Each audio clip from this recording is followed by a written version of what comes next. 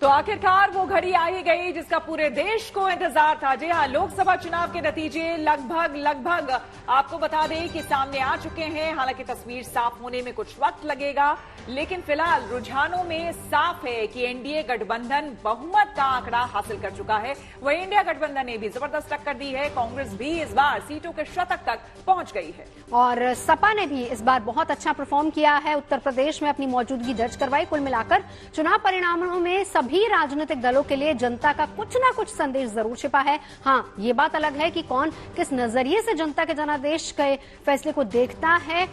फिलहाल आप लोकतंत्र के जश्न की ये झलक देखिए।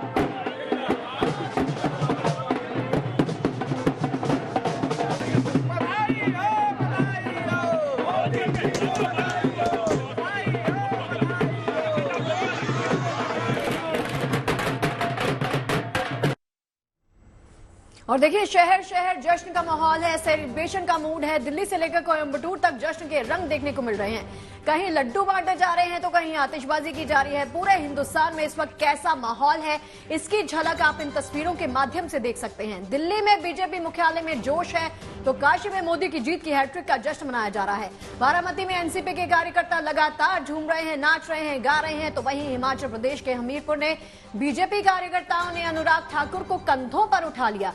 कोलकाता में टीएमसी कार्यकर्ताओं का जोश भी देखने को मिला। तो वहीं कोयम्बटूर से भी जश्न की कुछ ऐसी ही तस्वीरें लगातार सामने आ रही हैं। तो जश्न के तमाम रंग सिर्फ और सिर्फ जीएनटी के संग आपको दिखा रहे हैं। बिल्कुल, सीधे आपको लिए चलते हैं हम। मनीष चौरसिया हमारे संवाददाता जुड़ चुके हैं दिल्ली बीजेपी दफ्तर से। मनीष, आप बताइए, देखिए अब जो है तस्वीर लगभग साफ हो गई है। जश्न की कैसी तैयारी?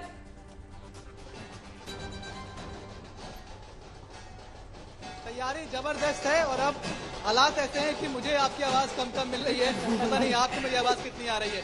बीजेपी हेडक्वार्टर अब पूरी तरह से जश्न के माहौल में डूब चुका है। तस्वीरें मैं आपको दिखा रहा हूं कि किस तरह से तो बैंड बाजे वाले हैं, जो ढोल वाले हैं, वो सब यहाँ पहुंचे हुए हैं और लगातार उनकी धुन बजती जा रही है। उनकी धुन पर तमाम कार्यकर्ता आपको डांस करते हुए, नाचते हुए दिखाई पड़ेंगे।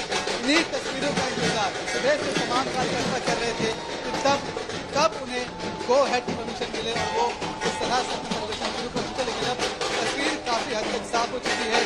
सीटें भले ही कमाने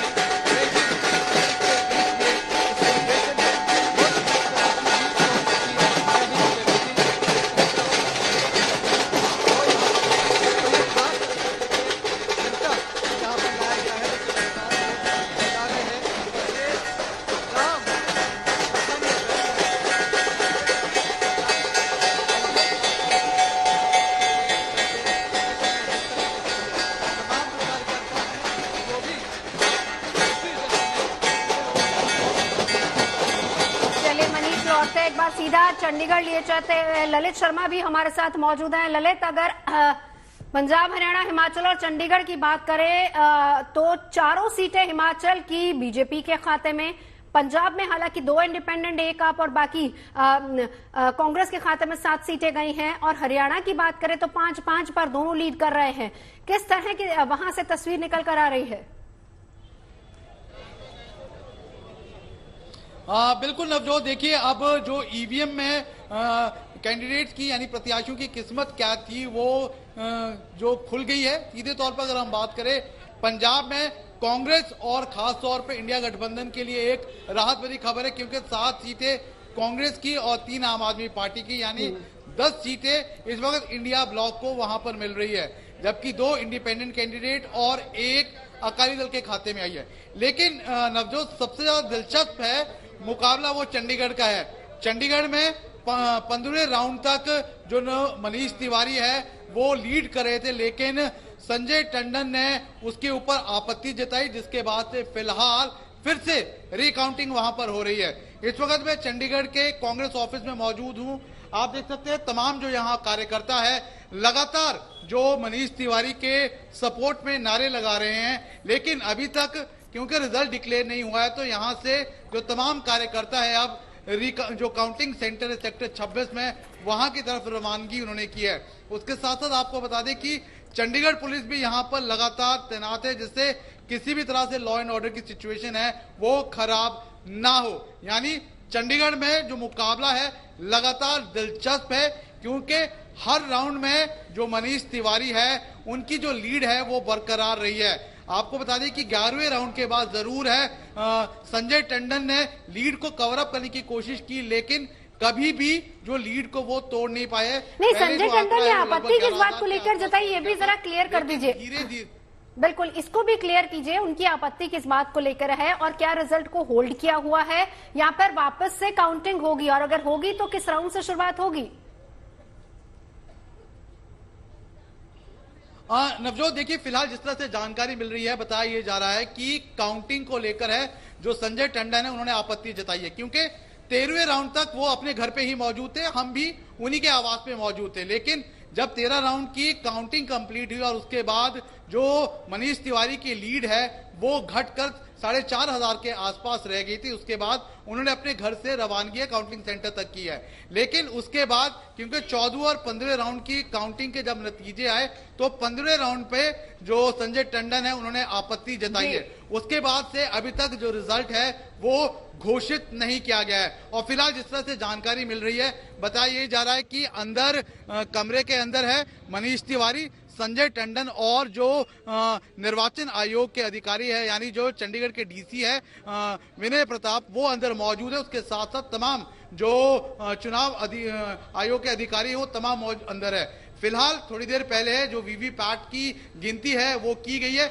अब देखना यही होगा कि क्या फैसला है वो डीसी द्वारा लिया जाता है। क्या फिर से जी ललित लौटते हैं आपके पास। फिलहाल शिल्पी हमारे साथ जुड़ गई है। शिल्पी, बताइए, आप लखनऊ में इस वक्त मौजूद है, कहां पर है और इस वक्त वहां पर बीजेपी दफ्तर पर क्या हाल है और कांग्रेस की बात करें तो वहां पर कैसा माहौल बना है? बिल्कुल, देखिए मैं बीजेपी ऑफिस में हूं, मैं पीछे आपको दिखाना भी चाहूंगी। आमतौर पर कोई जब चुनाव होता है तो पार्टी कार्यालय में बहुत ज्यादा गहमा-गहमी होती है और सुबह से इस बात का पता चल जाता है। हालांकि इतनी उम्मीद नहीं थी, इसलिए पहले से पार्टी कार्यालय में लड्डू भी बन रहे थे, भोजन की भी व्यवस्था थी, लेकिन उसके बावजूद कार्यकर्ता यहाँ पर कितने पहुंचे हैं आप देख सकती हैं। यानी पार्टी के लिए एक निराशा की बात, एक मायूसी की बात यह है कि भले ही सरकार बनाए लेकिन उत्तर प्रदेश जो हमेशा से हम कह सकते हैं कि सियासत एक इंजन के तौर पर रहा है और चुनाव में हमेशा दिल्ली का चुनाव हो यानी लोकसभा का चुनाव हो तब भी उत्तर प्रदेश से होकर के रास्ता जाता रहा है, वो आज कहीं ना कहीं लोगों को लग रहा है, पार्टी के कार्यकर्ताओं को लग रहा है कि वो मुश्किल में है। इस बीच जो मुख्यमंत्री हैं वो बैठक कर रहे हैं दोनों उप मुख्यमंत्रियों के साथ और बीजेपी प्रदेश अध्यक्ष और बीजेपी यूपी के संगठन मंत्री के साथ, यानी बहुत कोर टीम जो है वो बैठक करके इस बात का मंथन कर रही है। ये मंथन शुरू हो गया है कि आखिर जो वर्तमान परिस्थितियां हैं, जो जिस तरह से वोट मिले, जिस तरह से सीटें कम हुई हैं,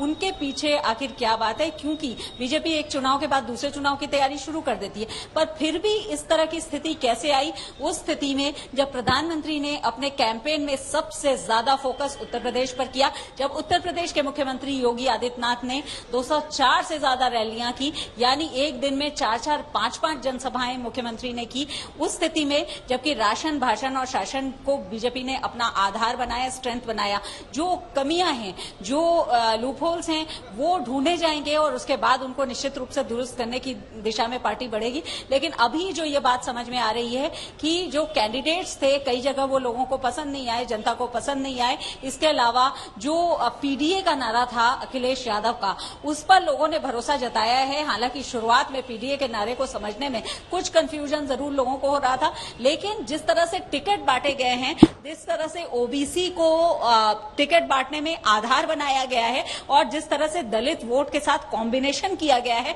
वो अपने आप में महत्वपूर्ण है। और इसीलिए मैं बार बार कह रही हूं कि बिहार हो या उत्तर प्रदेश हो, खासतौर पर उत्तर प्रदेश जो कि मंडल की प्रयोगशाला रहा है, कमंडल और मंडल दोनों यहां पर रहे, तो इस बार मंडल की प्रयोगशाला बिल्कुल इस बार ये देखने की बात होगी शिल्पी। और देखिए अब जो बातें आप जितनी कह रहे हैं ना, वो विचार विमर्श और मंथन करने की है, जो कि मुझे लगता है कि चुनाव बाद अब नतीजे जब आ जाएंगे जाएंगे, सरकार बननी है बन जाएगी, उसके बाद जरूर पार्टियां जो है वो बैठ करके मंथन करेगी और करना भी चाहिए, क्योंकि वोटर जागरूक हो चुका है। आप ऐसे आकर के किसी भी बात को लेकर के यहां पर चुनाव में नहीं उतर सकते हैं। आपको रेलिवेंट टॉपिक्स लेने होंगे, जनता से जुड़े मुद्दे उठाने होंगे। चलिए सीधे अभी चलते हैं, चूंकि अब जश्न का माहौल है, स्थितियां लगभग स्पष्ट हो गई। एक बार फिर से मनीष चौरसिया के पास चलते हैं, हमारे संवाददाता। मनीष, क्या कुछ कहा जा रहा है? देखिए, पहले जो खबरें आई थी सामने, उसमें बताया जा रहा था लगभग 7 बजे के आसपास प्रधानमंत्री जो है वो यहां पर आएंगे और बीजेपी कार्यकर्ताओं को संबोधित करेंगे। क्या टाइमिंग में कोई तब्दीली आई है या फिर अभी जरा तस्वीरें भी दिखाइए और खबर भी बताइए।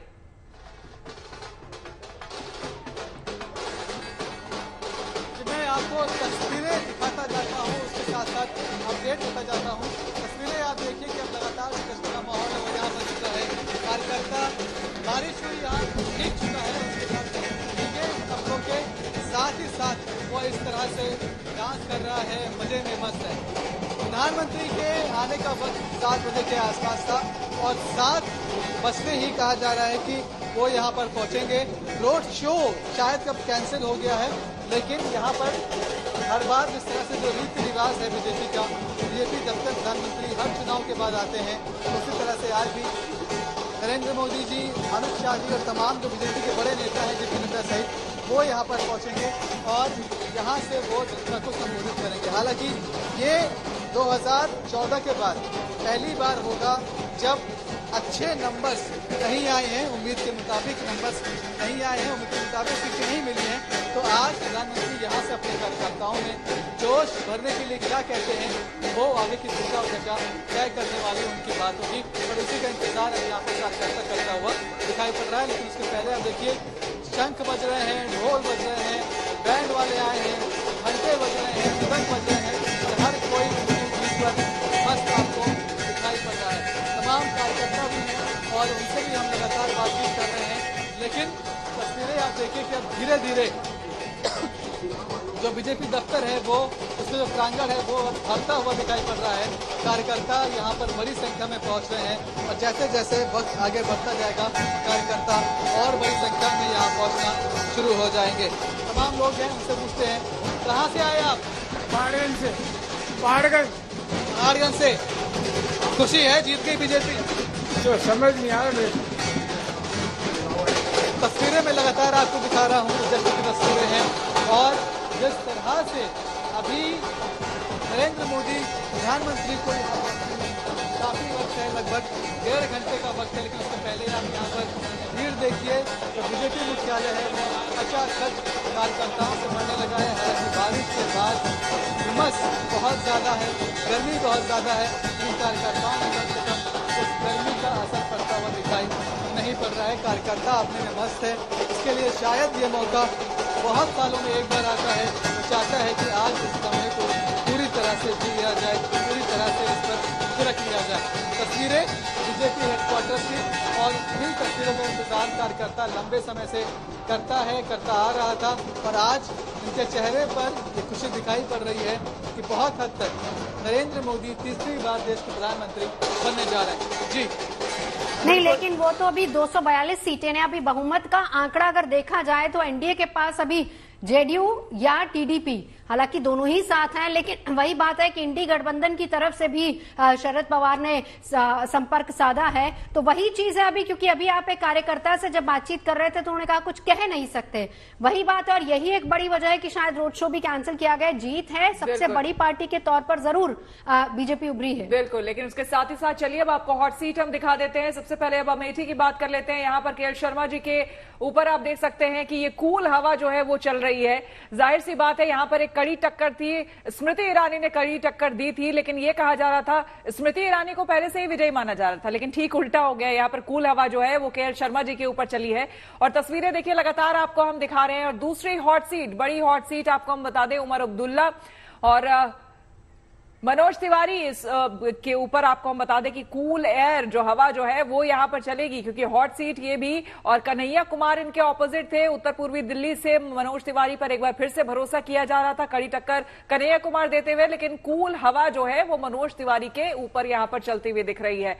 जनता ने, खुद बीजेपी ने एक बार फिर से इन पर भरोसा जताया और उसके बाद जनता ने भी। और तीसरी ये बड़ी सीट तेलंगाना में हैदराबाद की ये सीट जब सुबह से हम देख रहे थे कि ये हॉट सीट पर माधवी लता आगे चल रही थी, लेकिन बाद में अजदुद्दीन ओवैसी जो है वो आगे आ गए, इसलिए कूल हवा अजदुद्दीन ओवैसी के ऊपर देखिए किस तरह से चल रही है। अब इन्हें ठंडक थोड़ी पहुंची होगी, सुबह से परेशान होंगे। वैसे चुनावी गर्मी भी बहुत ज्यादा जबरदस्त थी, लेकिन सुबह से जो रुझान आ रहे थे उसने और गर्मी बढ़ा दी थी। लेकिन अब चलिए थोड़ी सी ठंडक इन्हें देते हुए कूल हवा इनके ऊपर हमने चला दी है। अब राहुल गांधी की बात कर लेते हैं। राहुल गांधी बड़े खुश होंगे, देखिए दोनों ही जगह जहां से वो चुनाव लड़े, केरल में वायनाड की बात अगर करें तो यहां पर भी इन्हें आगे जीत की तरफ बढ़ते हुए, इसलिए कूल हवा इनको भी हमने दे दी है। बहुत पैदल मार्च किया है इन्होंने, वैसे भी भारत को नाप दिया एक छोर से दूसरे छोर तक, और उसके बाद भी चुनावी मैदान में जिस तरह से ये उतरे तो इन्हें भी कूल एयर की जरूरत थी, हवा थी जो हमने दे दी। और अब बासरी स्वराज की बात करते हैं। नई दिल्ली सीट से पहली बार चुनावी मैदान में उतरी है सुषमा स्वराज की बेटी, और इन्होंने इन पर भी बीजेपी ने भरोसा जताया और इसके बाद इनके ऊपर कूल हवा हमने चला दी है, क्योंकि आगे बढ़ती हुई दिख रही है। सामने भले ही सोमनाथ भारती थे जो कि अपने आप में कड़ी टक्कर देते हुए, तो लगातार हमारे तमाम संवाददाता हमारे साथ जुड़े हुए हैं। शगुफ्ता, आप किनसे कुछ पूछना चाहेंगे, बताइए। मैं मनीष के पास ही जाना चाहूंगी क्योंकि रंगारंग तस्वीरें उनके पास ही है। मनीष, अगर मेरी आवाज आप तक आ रही है, ये देखिए आज तो पैर थिरकने रुकने नहीं वाले हैं जब तक प्रधानमंत्री 7 या 7:30 का जो भी प्रोग्राम जब पहुंचेंगे, उनके शब्द जब इनके कानों में पड़ेंगे उसके लिए उत्सुक होने वाले हैं। लेकिन आपकी कार्यकर्ताओं के साथ बातचीत हो पाई है क्या? वो इस नंबर से, इस आंकड़े से आश्वस्त दिखाई दे रहे हैं? क्या कहना है इनका?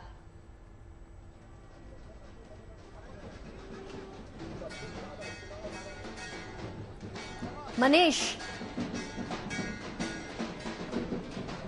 आप ललित शर्मा के पास जा सकते चलिए हैं। ललित के पास चलते हैं, चंडीगढ़ का रुख कर लेते हैं। ललित शर्मा सुबह से वहां पर बने हुए हैं, सुबह से तस्वीरें हमें आंकड़ों के माध्यम से लगातार समझा रहे हैं कि क्या समीकरण यहां पर बन रहे हैं।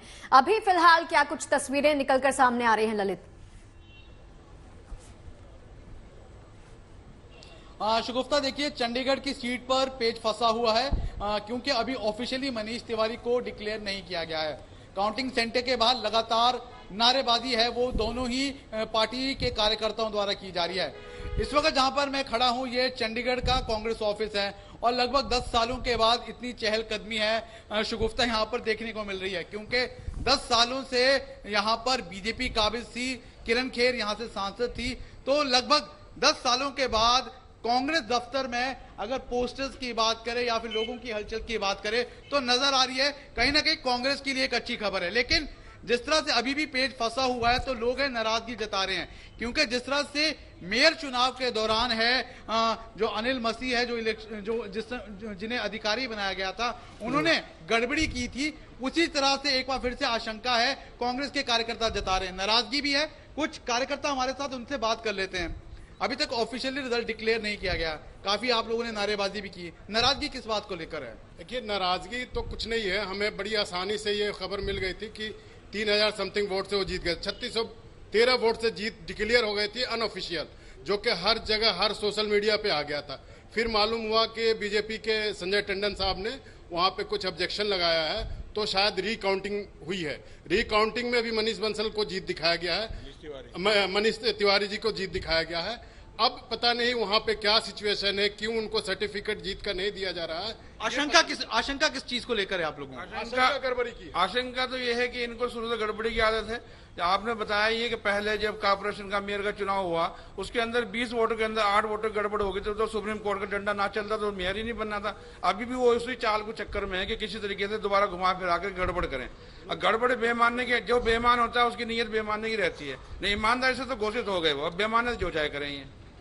10 सालों के बाद कांग्रेस दफ्तर में इतनी हलचल देखने को मिल रही है, लेकिन अभी तक जो खुशी के पल, जैसे आपने नाचना गाना था, वो अभी तक हो नहीं पाया है। आशंका है किसी बात को? ललित, लौटते हैं आपके पास, एक बार शिल्पी के पास चलते हैं। शिल्पी, देखिए अब अगर अखिलेश यादव की बात करें तो उन्हें भी यूथ आइकन के रूप में ही देखा जाता रहा है, और उन्होंने अपने आप को इस बार प्रूव भी कर दिया।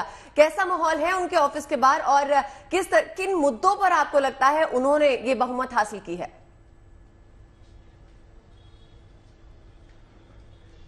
देखिए, यही इंटरेस्टिंग बात है और सियासत के बारे में कहा जाता है कि कभी भी वो निश्चित नहीं होती, यानी अनिश्चितता हमेशा रहती है। और जिस तरह से इस चुनाव में नतीजे आए हैं वो अपने आप में ये बात और ज्यादा पुख्ता करती है। अखिलेश यादव ने शुरू में अपना कैंपेन जब एक तरह से लॉन्च किया था, उस समय लोगों को ये भरोसा नहीं था कि उनके पीडीए, क्योंकि आपने बार बार सुना होगा कि पीडीए यानी पिछड़ा दलित अल्पसंख्यक पर लोग इतना भरोसा जताएंगे, उसको लेकर के कुछ कंफ्यूजन भी रहा। फिर उन्होंने उसमें और वर्गों को भी शामिल किया, लेकिन अब ऐसा लगता है कि जो उन्होंने पीडीए का नारा दिया था उस पर लोगों को भरोसा था। उसके अलावा खासतौर पर जो टिकट बांटने में इस बार समाजवादी पार्टी ने समझदारी दिखाई, यानी कि जो उन्होंने कॉम्बिनेशन बनाया ओबीसी का और उसके साथ दलित कॉम्बिनेशन, तो अपने आप में वो भी एक बात रही, जीत की वजह थी। इस देखिए पूरे हम चुनाव में अखिलेश यादव की चर्चा कर रहे हैं, बीजेपी की चर्चा कर रहे हैं, लेकिन बीएसपी की चर्चा करना बहुत जरूरी है, क्योंकि सियासत देखिए इस बार जो चुनाव उत्तर प्रदेश में हुए हैं सब बाइपोलर चुनाव है, यानी कि जो तीसरा कोना होता है वो गैर मौजूद रहा। और बीएसपी को हम नजरअंदाज नहीं कर सकते, क्योंकि 2019 के चुनाव में 10 सीटें बहुजन समाज पार्टी के पास थी, लेकिन इस बार मायावती का जो शुरू से रुख रहा, उन्होंने टिकट तो बांटे बहुत सारे मुस्लिम कैंडिडेट्स को भी, लेकिन उसके अलावा और बहुत ज्यादा कैंपेन में सक्रिय नहीं रही। हालांकि आकाश आनंद उनके भतीजे और उत्तराधिकारी सक्रिय शुरू में रहे, तो हम कह सकते हैं कि इसका भी कहीं ना कहीं, यानी कि बीएसपी के जो वोट ट्रांसफर हुए हैं वो समाजवादी पार्टी को ट्रांसफर हो गए, इस बात को ऐसे समझा जा सकता है। बाद में जब राजनीतिक विश्लेषक इसका अध्ययन करेंगे तो इन बातों को जरूर उसमें शामिल किया जाएगा, लेकिन इतना तय है कि जातिगत आधार पर चुनाव होना सबसे बड़ी वजह उत्तर प्रदेश में, जिस वजह से बीएसपी को हम बिल्कुल नजरअंदाज नहीं कर सकते। और तमाम रिपोर्टर्स हमारे साथ जुड़े, एक बार जरा चंडीगढ़ रुक कर लेते हैं। हमारे सहयोगी इस वक्त ललित वहां से मौजूद हैं। ललित, अगर स्पेशली मैं पंजाब की बात करूं, डिक्लेयर्ड सीट कितनी है इसी की तरफ से? कुछ देर पहले चरणजीत सन्नी की सीट डिक्लेयर हो चुकी थी, क्योंकि आगे चल रही है, ठीक है कांग्रेस है, इंडिपेंडेंट है, लेकिन डिक्लेयर्ड सीट कितनी है अभी तक? देखिए नवजोत, अगर डिक्लेयर सीट्स की बात करूं तो जलंधर से चरणजीत सिंह चन्नी है, उनको डिक्लेयर कर दिया है कि वो जीत चुके हैं। उसके साथ साथ अमृतसर की जो सीट है औजला है, उनको डिक्लेयर कर दिया गया है। उसके साथ साथ अगर हम बात करें आनंदपुर साहब सीट की, जहां से आम आदमी पार्टी के मलविंदर सिंह कंग है, उनको डिक्लेयर कर दिया गया है। और बठिंडा की जो सीट है जहां से हरसिमरत कौर बादल है, वो डिक्लेयर कर दी गई है। यानी कि फिलहाल जो सीट्स का मार्जिन है वो लगभग काफी ज्यादा है और वहां पर कैंडिडेट्स अब बहुत कंफर्टेबल पोजीशन पे है। वहीं पर अगर खडूर साहब सीट की बात करें जहां से अमृतपाल सिंह है, उनका मार्जिन काफी ज्यादा है, उसको भी जल्द ही जो डिक्लेयर कर दिया जाएगा। यानी कि पंजाब में 7 सीटों पर कांग्रेस, 3 सीटों पर आम आदमी पार्टी, 2 सीटों पर खालिस्तानी जो सपोर्टर्स या जिन्हें हम एक्सट्रीमिस्ट कह सकते हैं वो जीत रहे हैं, और 1 सीट पर जो शिरोमणि अकाली दल की जो सांसद है हरसिमरत कौर बादल है, उन्होंने जो जीत की तरफ है वो बढ़ रहे हैं। लेकिन सबसे ज्यादा दिलचस्प मुकाबला नवजोत अभी भी चंडीगढ़ सीट को लेकर फंसा हुआ है, क्योंकि तमाम जो कार्यकर्ता है वो यहाँ पर कांग्रेस दफ्तर में जरूर पहुंचे हैं। 10 साल के बाद इतनी चहलकदमी है कांग्रेस दफ्तर में, मैं देख रहा हूं, लेकिन अभी भी जो जीत का जश्न है वो नहीं मना पाए हैं।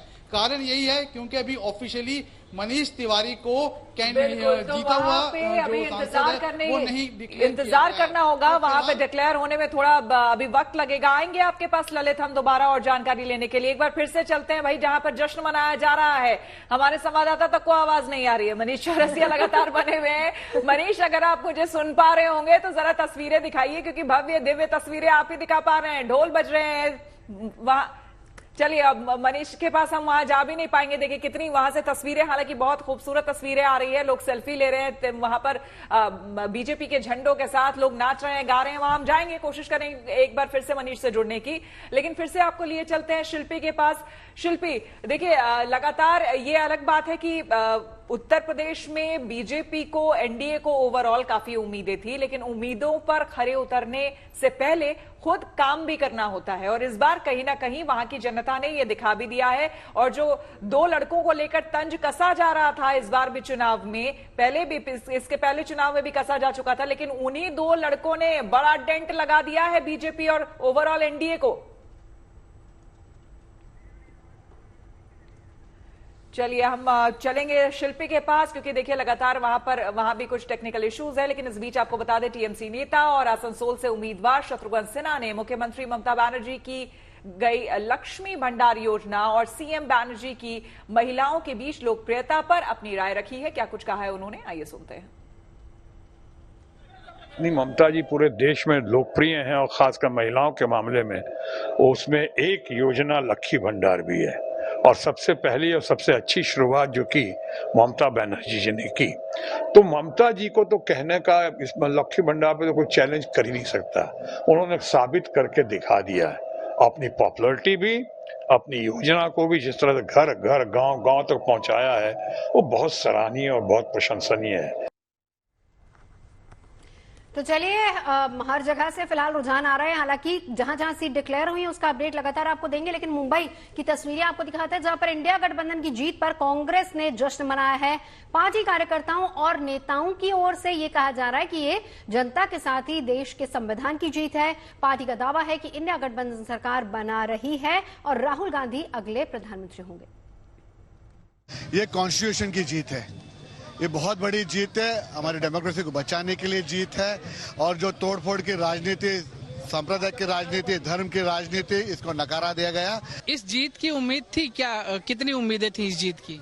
बिल्कुल, हमें पूरी उम्मीद थी, हमें पूरी उम्मीद थी। मुंबई में हम पूरे 6 के 6 जीतने की पूरी हमको पूरी जानकारी थी। हम लोग जीतेंगे, ये हमारी दिल की बात थी। हम लोग पब्लिक में घूम रहे थे, घर घर में जा रहे थे। मुंबई में हमारी 6 के 6 सीट आने वाली थी, इतना हमें जानकार था। आगे अब क्या, सरकार को आप काफी टक्कर दे रहे हैं, लेकिन आंकड़े बहुत कम है अभी भी। हम सरकार बना रहे हैं, बिल्कुल सरकार बन रही है, इंडिया की सरकार बनेगी और प्राइम मिनिस्टर राहुल गांधी बनेंगे। और देखिए तमाम सेलिब्रेशन की तस्वीरें तो आपको लगातार गुड न्यूज टुडे के माध्यम से दिखाई रहे हैं। शिवराज सिंह चौहान ने क्या कुछ कहा है, उनकी प्रतिक्रिया सुन लेते हैं। इस वक्त हमारे साथ मौजूद है मध्य प्रदेश के पूर्व मुख्यमंत्री शिवराज सिंह चौहान, जिन्होंने विदिशा लोकसभा सीट से 8,20,000 से ज्यादा मतों के अंतर से जीत दर्ज की है और देश के उन चुनिंदा नेताओं में शामिल हो गए जो सबसे बड़ी जीत के साथ संसद पहुंचने वाले हैं। शिवराज सिंह चौहान इस समय हमारे साथ मौजूद हैं। शिवराज जी, ये तो बात हो रही थी विदिशा में कि बहुत बड़े मार्जिन से आप जीतेंगे, लेकिन आपने सोचा था, पिछला रिकॉर्ड भी आपने तोड़ दिया। 5 लाख से जीते थे पिछली बार जो उम्मीदवार थे, 8,20,000 से आप जीत गए। ये मोदी जी में विश्वास का प्रकटीकरण, अद्भुत प्रेम जनता का हमें मिला है। मैं इस प्रेम के लिए जनता को प्रणाम करता हूं और आज से नहीं, कई वर्षों से ये जनता जिता रही है।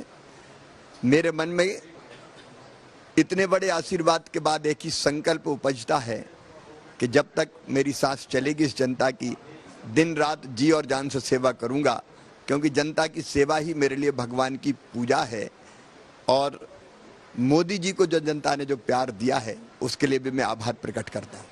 कांग्रेस हालांकि बार बार कह रही है कि बीजेपी अपने दम पे बहुमत नहीं ला पाई, अब वो एक बैठक भी करने वाले हैं, बाकी पार्टियों से भी वो बात करेंगे। खिसियानी बिल्ली खंबा खींचे, तीसरी बार 300 पार तो हो ही गए, अंतिम नतीजे आने बाकी है।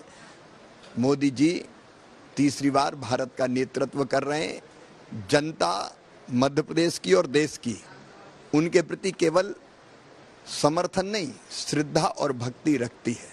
प्रधानमंत्री मोदी की गारंटी और लाडली बहनों का अपने भैया के प्रति प्रेम, क्या यही वजह थी कि शिवराज सिंह चौहान 8,20,000 जैसे रिकॉर्ड वोटों तक पहुंच पाए? मोदी जी के प्रति विश्वास का प्रकटीकरण, और जनता ने यह भी सिद्ध किया है कि उनकी कोई सेवा करता है तो जनता भरपूर आशीर्वाद देती है। आप वो पहले शख्स थे जिन्होंने ये नारा दिया था, आप तब मुख्यमंत्री थे, कि छिंदवाड़ा जीतना है और 29 मोतियों की माला प्रधानमंत्री नरेंद्र मोदी को समर्पित करनी है। बीजेपी ने आज 29 सीटों पे एक तरीके से जो मैजिक चलाया है एमपी में, तो इसको आप कैसे देखते? मैं गदगद हूं, एक संकल्प पूरा हुआ है। पिछली बार हम 28 जीते थे, छिंदवाड़ा की कसक बाकी रह गई थी, इस बार जनता ने वो भी पूरी कर दी। एमपी के मन में मोदी, इसी भाव को जनता ने प्रकट किया है। मोदी जी के प्रति विश्वास आज मध्य प्रदेश में हर जगह दिखाई दे रहा है। क्या लगता है सर आपको कि यहाँ से अब कांग्रेस या भाजपा कहाँ रास्ते कहीं मिलेंगे? अभी कांग्रेस ने हालांकि कांग्रेस का कहना है कि हमने बड़ा अच्छा प्रदर्शन कर दिया है। राहुल गांधी यहाँ पे एक परिपक्व नेता के तौर पे दिखे आप? देखिए, प्रेम विश्वास मोदी जी के प्रति है और मैं फिर कह रहा हूं कि तीसरी बार 300 से ज्यादा सीटें लाना अपने आप में एक चमत्कार है। से बात करने लगी है मध्य प्रदेश के पूर्व मुख्यमंत्री शिवराज सिंह चौहान, जिन्होंने विदिशा सीट से रिकॉर्ड वोटों के अंतर से जीत दर्ज की है और अब संसद पहुंचने वाले हैं। रवीश पाल सिंह, भोपाल। 236 पर इंडिया गठबंधन आ गया और ये तस्वीरें आप देख रहे हैं। ठीक 5:30 बजे का वक्त था जब इंडिया गठबंधन की तरफ से राहुल गांधी प्रेस कॉन्फ्रेंस करने वाले थे, मीडिया से मुखातिब होने वाले थे खड़गे के साथ, और ये वही तस्वीरें हम आपको दिखा रहे हैं इस वक्त।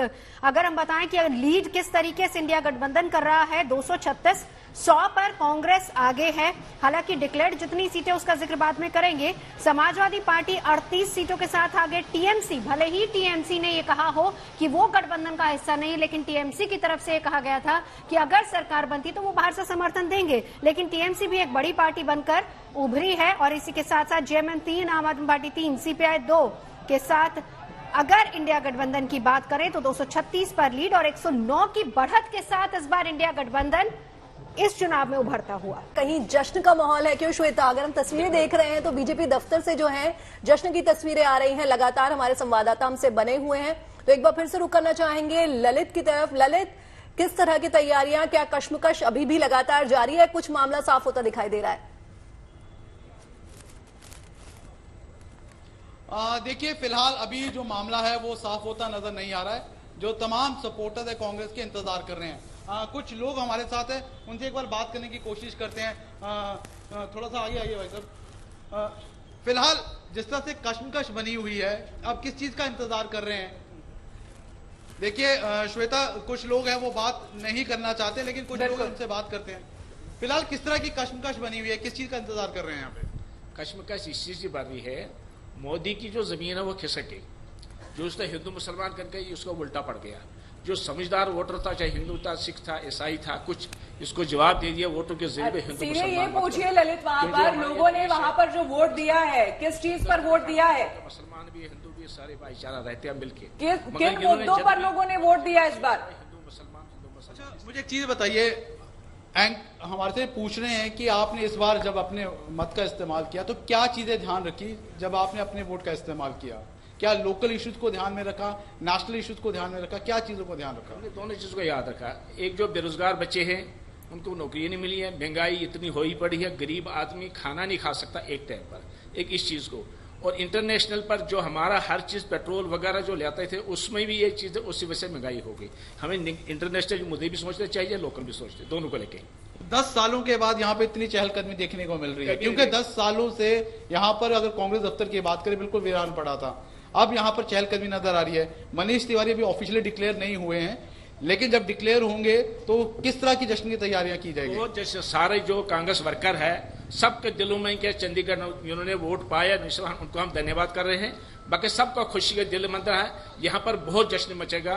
वो जो भी सारे हम प्रेसिडेंट कहेगा हमें उसके हिसाब से चलेंगे। अच्छा, जिस हिसाब से इस बार इंडिया गठबंधन जो इंडिया ब्लॉक है ना, उन्होंने अपने आप को मजबूत किया है, क्या आपको लगता है कि मनीष तिवारी को आम आदमी पार्टी ने भी जिस तरह से सपोर्ट किया उसका भी फायदा मिला है? बिल्कुल मिला, उनको भी धन्यवाद कर रहे हैं, आम आदमी पार्टी को भी धन्यवाद कर रहे हैं, लोगों को भी धन्यवाद कर रहे हैं। उसी सपोर्ट से हम ये सीट निकाल पाए।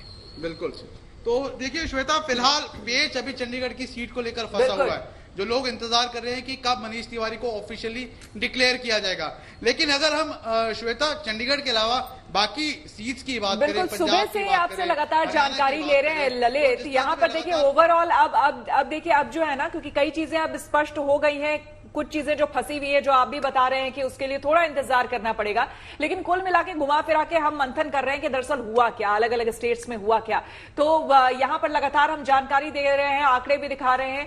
लेकिन फिलहाल आपको बता दें, जम्मू कश्मीर के उधमपुर में आपको बता दें कि डॉक्टर जितेंद्र सिंह की जीत का बीजेपी कार्यकर्ता जमकर यहां पर जश्न मना रहे हैं। देखिए हमारे संवाददाता सुनील जी भट्ट की ये खास रिपोर्ट। जो ऐतिहासिक काम किए 70 वर्ष में इस इलाके को निगलेक्ट किया गया, वो सारा श्रेय हमारे डॉक्टर साहब को जाता है। उसी का नतीजा है कि लोगों ने आज डॉक्टर जितेंद्र सिंह जी को दिल से अपना समर्थन किया है, मोदी जी को समर्थन किया, भारतीय जनता पार्टी। लेकिन बीजेपी ने नारा दिया था एनडीए 400 पार, वो तो हुआ नहीं। नारों का क्या है, को कांग्रेस ने भी 285-95 का नारा दिया था, लेकिन फिर भी उतना नहीं हो पाया। लेकिन फिर केंद्र में फिर हमारी सरकार आएगी, अगली बार हम 400 भी पार करेंगे। आप देख सकते हैं कि यहाँ पर जो बीजेपी बीजेपी के कार्यकर्ता है झूम रहे हैं, नाच रहे हैं और जो डॉक्टर जितेंद्र सिंह की विजय हुई है उधमपुर लोकसभा क्षेत्र से, उसको यहाँ पर उत्सव के रूप में मनाया जा रहा है। आप देख सकते हैं कि यहाँ पर बीजेपी के कार्यकर्ता अलग अलग क्षेत्रों से आए हैं और यहाँ पर जो उधमपुर लोकसभा क्षेत्र है, डॉक्टर जितेंद्र सिंह जो कि लगातार पिछले 10 वर्षों से केंद्र में मंत्री हैं, प्रधानमंत्री कार्यालय में राज्य मंत्री हैं, उन्होंने एक बार फिर से यहाँ उधमपुर लोकसभा क्षेत्र से विजय प्राप्त की है। और आप देख सकते हैं कि यहाँ पर जो बीजेपी के कार्यकर्ता है लड्डू बांट रहे हैं, एक दूसरे का मुंह मीठा कर रहे हैं। तो बीजेपी के खेमे में यहाँ पर खुशी की लहर है क्योंकि बीजेपी के उम्मीदवार डॉक्टर जितेंद्र सिंह ने लगातार तीसरी बार यहाँ से विजय प्राप्त की है। हमें एक और बताइए डॉक्टर जितेंद्र, बहुत बड़ी चीज है, बहुत खुशी आज। BJP BJP. और देखिए भाई, जश्न ऐसा कि पैर रुकने का इन लोगों का नाम नहीं ले रहे, जहां पर भी मौजूद हैं लगातार थिरकते ही जा रहे हैं। हॉट सीट्स, जो हॉट सीट्स रही उनका सूरत हाल भी बयां कर देते हैं कि कौन पीछे रहा, कौन आगे रहा, किसने मारी बाजी और किसके पाले में हार आई है। तो तस्वीरों के माध्यम से आपको समझाते हैं, आंकड़े आपको दिखाएंगे कि कौन आगे रहा और कौन पीछे रहा। राहुल गांधी कांग्रेस की तरफ से, देखिए राहुल गांधी के ऊपर कूल की हवा आपको बता दें हम बरसा रहे हैं, क्योंकि राहुल गांधी ने यहां पर भारी मतों से जीत हासिल की है। और राहुल गांधी लगातार वायनाड सीट से सुबह से ही हम आपको ट्रेंड्स दिखा रहे थे कि लगातार आगे चल रहे थे। तो हॉट सीट्स की ये तस्वीर एक एक करके लगातार आपको दिखा रहे हैं। वायनाड, केरल की वायनाड सीट, आगे बढ़ते हैं और नई दिल्ली की सीट का हाल भी आपको बता देते हैं। बांसुरी स्वराज, जिनके बारे में कहा जा रहा है कि जमीनी स्तर पर ये उतरी, लोगों के साथ इन्होंने बातचीत की, समझा और जाना कि लोगों के असली मुद्दे क्या हैं। इन्होंने आपको बता दें सोमनाथ भारती को शिकस्त दी है। तो कूल की हवा यहां पर मिल रही है बांसुरी स्वराज को। इसके बाद आगे बढ़ते हैं और उत्तर पूर्वी दिल्ली का हाल भी आपको दिखा देते हैं। यहाँ पर मनोज तिवारी के ऊपर हमने कूल हवा चला दी है। गुप्ता, कन्हैया कुमार सामने थे और यहाँ पर देखिए किस तरह से कूल हवा फिलहाल मनोज तिवारी खा रहे हैं। हालांकि इनको पूरा विश्वास था कि उत्तर पूर्वी दिल्ली में एक बार फिर से इनका परचम लहराएगा और वही हुआ भी इस बार। फिर से इन पर जनता ने विश्वास, पहले तो बीजेपी ने विश्वास जताया, टिकट दिया इनको क्योंकि थोड़ा सा मुश्किल लग रहा था, लेकिन फिर भी। अब चलिए मंडी सीट की बात करते हैं। ये सीट काफी हॉट रही है हर मामले में। यहां से पहली बार अभिनेत्री कंगना रनौत जो है किस्मत आजमा रही हैं राजनीति में। इनके ऊपर कूल हवा देखिए चल रही है। ये अपने आप में बड़ी बात है क्योंकि विक्रमादित्य यहां पर साख अपनी इनकी मजबूत थी, लेकिन उसके बावजूद उन्हें पछाड़ते हुए आगे चलते हुए और कूल हवा इसलिए हमने उनके ऊपर चला दी है। ऐसे ही आगे बढ़ते हुए तेलंगाना की बात करेंगे। हैदराबाद काफी इंपॉर्टेंट सीट, अजदुद्दीन भाइयों का, ओवैसी भाइयों का ये गढ़ रहा है, क्षेत्र रहा है, एक छत्र राज्य रहा है, लेकिन उसके बावजूद माधवी लता सुबह से आगे चल रही थी, लेकिन एक बार फिर से एआईएम अध्यक्ष अजदुद्दीन ओवैसी यहां से आगे हो गए हैं, इसलिए उनके ऊपर हमने कूल हवा जो है वो चला दी है। तो ये वो हॉट सीट्स हैं जो हम आपको दिखा रहे हैं और सुबह से जो ट्रेंड्स जिस तरह से बता रहे थे कौन आगे चल रहा है उसके हिसाब से हमने आपको तस्वीरें दिखाई। अनुराग ठाकुर, देखिए हिमाचल प्रदेश से लगभग उनका डिक्लेयर हो गया है मामला। वो सीट, अपनी सीट जो है हमीरपुर सीट से वो वहां पर खड़े हुए थे, क्या कुछ कह रहे हैं वो जीत के बाद, आइए सुनते हैं।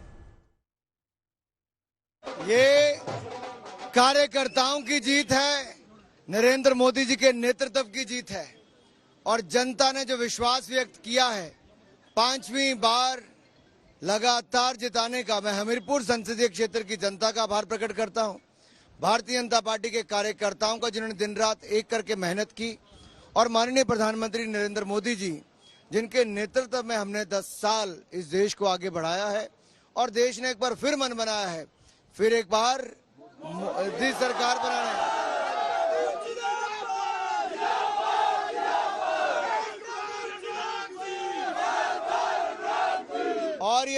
और ये सरकार स्थिर निरंतर भी होगी।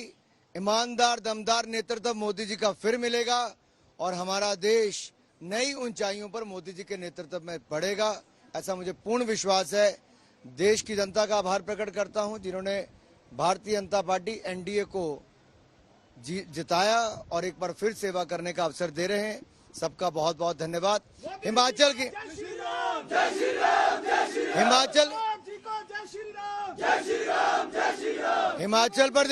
हिमाचल प्रदेश की चारों लोकसभा सीटें एक बार फिर भारतीय जनता पार्टी ने जीती है। हिमाचल प्रदेश ने चौका लगाया है और मोदी सरकार को बनाने में एक बार फिर हिमाचल ने अपनी भूमिका निभाई। मोदी जी को बहुत बहुत बधाई। एक बार रुक करते हैं ललित शर्मा का। ललित, देखिए दिल्ली के बीजेपी मुख्यालय के बाहर तो इस वक्त जश्न का माहौल है ही, लेकिन अगर हिमाचल की बात की जाए तो वहां पर कंगना रनौत ने इस बार बाजी मार ली है। पहली बार मैदान में उतरी, प्रधानमंत्री ने उनका समर्थन किया और अब उन्होंने भी अपनी जीत दर्ज करा ली है।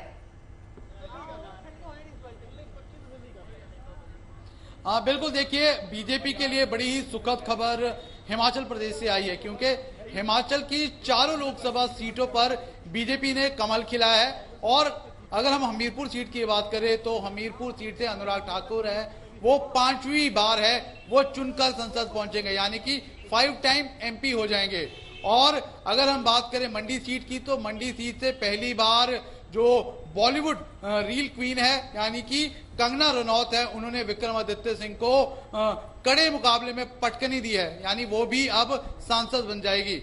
और अगर हम कांगड़ा सीट की बात करें तो कांगड़ा से भी डॉक्टर राजीव भारद्वाज है, वो लगभग 2.5 लाख के मार्जिन से उन्होंने आनंद शर्मा को पटकनी दी है। वहीं अगर हम बात करें शिमला सीट से तो शिमला सीट से भाजपा के पूर्व अध्यक्ष सुरेश कश्यप है, उन्होंने जीत हासिल की। चारों सीटें हिमाचल की बीजेपी के खाते में और चौका जीत का, जैसे कि खुद अनुराग ठाकुर कह रहे थे। लेकिन दिल्ली की अगर बात करें, दिल्ली का भी वैसा ही हाल है, सातों की सातों सीटें बीजेपी के पास गई। जीत के बाद मनोज तिवारी ने क्या कहा वो सुनवाते हैं आपको।